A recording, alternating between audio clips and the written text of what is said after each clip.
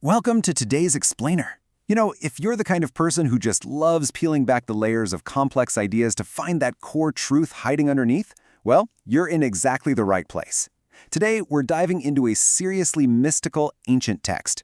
It's this philosophical and spiritual framework that has literally fascinated scholars for centuries. So let's map out the existential journey of a figure known as Allogenes.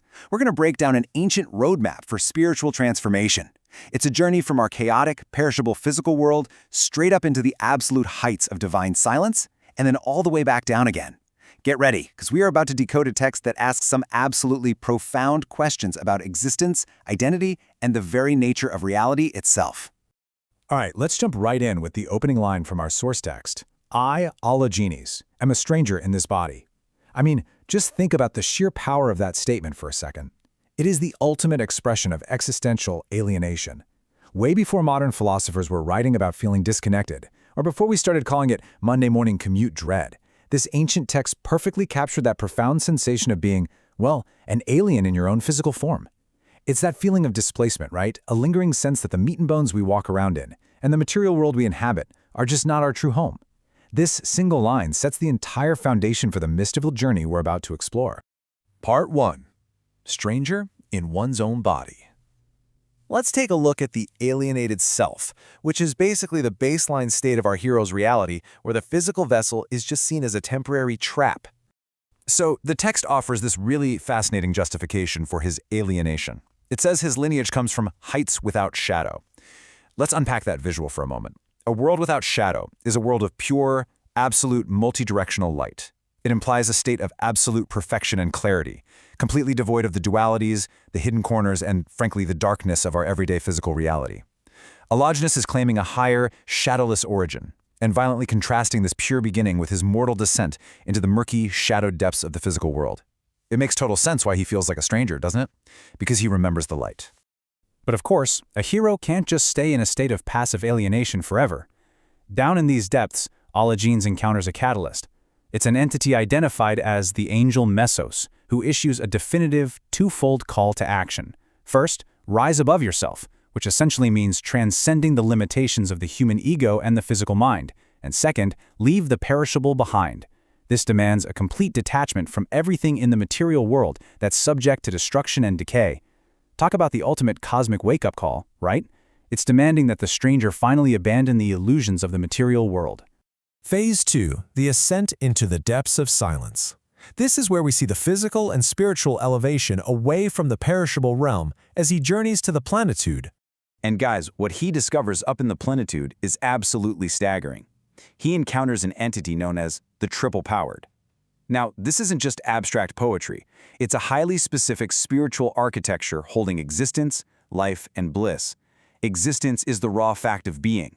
Life is the animating energy, and bliss is the ultimate harmony of that existence. It is truly amazing how the source text manages to ground these massive, abstract, mystical concepts into identifiable divine entities. As Allogenes observes these divine entities, he notes a really beautiful paradox, a silence that is not empty, but the source of all. Let's just take a moment to let that sink in. Everything in the plenitude is trembling, vibrating within this silence. We're not talking about the dead, empty vacuum of outer space here. It is a pregnant, active silence. It's a stillness that actually contains the blueprint and the raw potential for absolutely everything that is, was, or ever will be.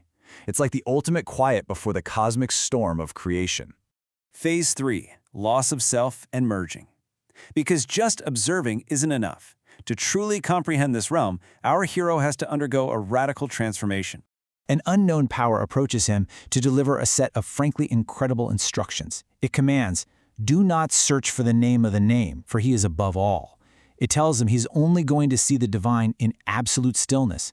And then comes the ultimate paradox. It says, "Be like one who does not know, so that you may become one who knows." Think about our modern world for a second. We hoard knowledge, right? Endlessly scrolling, constantly accumulating facts. But this ancient text instructs the exact opposite. True understanding requires ultimate surrender, an empty cup. You have to embrace not knowing in total stillness just to create the space necessary to receive absolute truth. So what the text describes next is a profound, sequential ego death. Step 1. He rises above himself, initiating that necessary detachment. Step 2. The text explicitly states, "In that moment I forgot my humanity. I ceased to be Allogenes. I ceased to be a soul." His individual identity is entirely erased. And finally, step 3, he becomes the One, merging completely into the undivided source.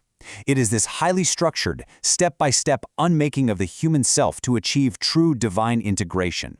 The culmination of this ego death is represented so beautifully. He becomes a light that needs no sun. When Allogenes merges and becomes the One, which by its nature does not divide, his self is completely dissolved, yet he attains an ultimate state of being. A light that needs no sun is entirely self-sustaining. It doesn't reflect energy from an external source. It generates reality from within itself. The stranger who felt so alienated in his physical body has now literally become the absolute center of existence, wholly independent and whole. Phase 4. The return and the call to awaken. The hero doesn't just stay up there in the blissful silence, he actually makes the agonizing choice to descend back into the physical realm. He returns specifically to document his experience, declaring, "I am an echo of truth that has no human voice." Having shed his humanity and his ego up in the plenitude, he's no longer writing from the perspective of an individual man with personal opinions. He has become a pure, unadulterated transmission. He is a conduit, echoing the ultimate reality of the divine silence right into the loud, chaotic world of the physical. His writings are intended as a flawless mirror for others to look into. And honestly, the urgency of this transmission cannot be overstated. Who hears me, let them wake up. This ancient text is literally reaching out across millennia, grabbing the reader by the shoulders and shaking them. It's an intervention. The text understands that the physical world is kind of asleep, a state of amnesia where we just forget our shadowless origins. Allogenes is returned, bearing the exact roadmap of the ego death and the ascent, specifically to jolt the reader out of their worldly slumber.